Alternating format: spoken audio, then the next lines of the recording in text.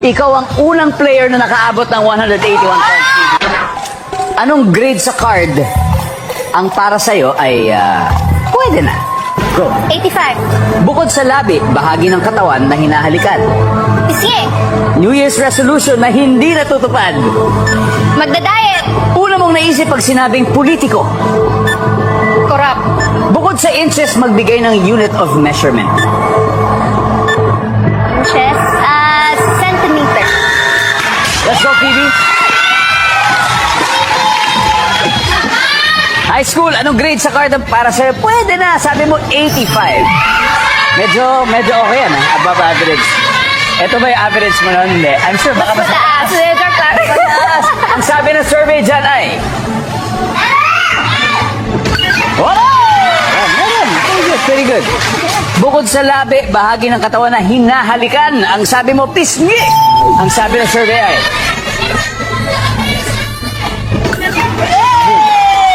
New Year's resolution na hindi natutupad. Ang sabi mo, mag-diet.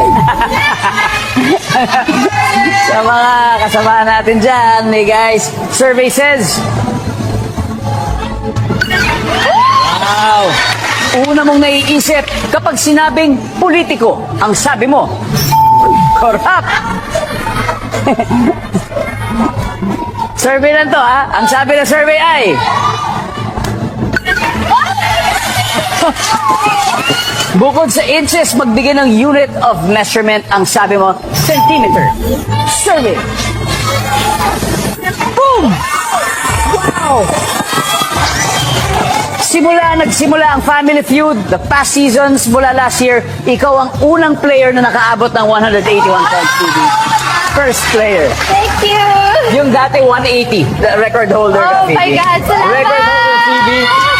Anyway, let's welcome back Rico.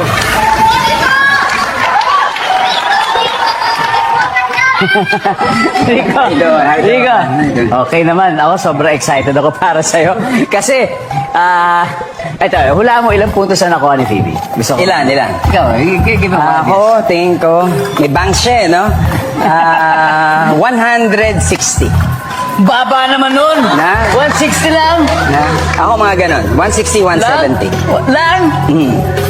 181. Ibig sabihin, pare, 19 points na kailangan mo to reach the 200 mark for you to be able to bring home the additional 100,000 pesos for a total of 200,000 pesos. Makikita po ng viewers sa bayan ang sagot ni Phoebe. Kaya nagka-banks ako kaagad. Dali. Give me 25 seconds on the clock, please. Noong high school, anong grade sa card ang para sa'yo ay pwede na? 75. Bukod sa labi, bahagi ng katawan na hinahalikan. No. New Year's resolution na hindi natutupad. Lose weight. One more. Mag-ipon. Una mong naiisip kapag sinabing politiko. Public service. Bukod sa inches, magbigay ng unit of measurement. Centimeter. And something, another one. Meters. Rico, 19. let's go, Rico! 19 points! That's all you need, my friend. Una mong naiisip kapag sinabing politiko, ang sabi mo, public service. Ang sabi ng survey dyan ay... Gotta be there. Oh! Ang top answer dito ay corrupt. Ang sabi ni Phoebe, yan ang top answer. Bukod sa inches, magbigay ng unit of measurement. Ang sabi mo, meter. Right. Ang sabi ng survey.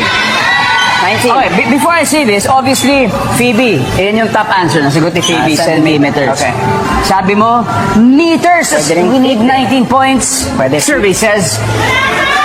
Yan.